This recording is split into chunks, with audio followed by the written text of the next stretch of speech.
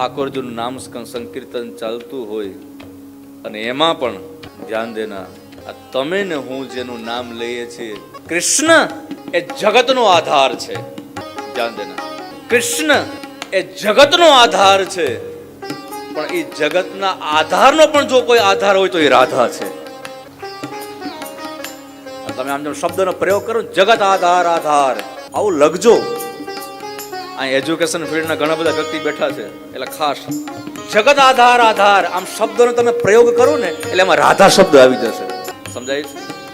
તો જે જગતનો પણ જે આધાર છે, જે આધાર શબ્દ કહી શકાય, જે આદિશક્તિ છે, જે પરમેશ્વરી છે, જે જગદીશ્વરી છે, જે अखिलेश्वरी છે, जहां से इस संसार का प्रारंभ हुआ है, जो आदि है तो अनंत है, जो गाध है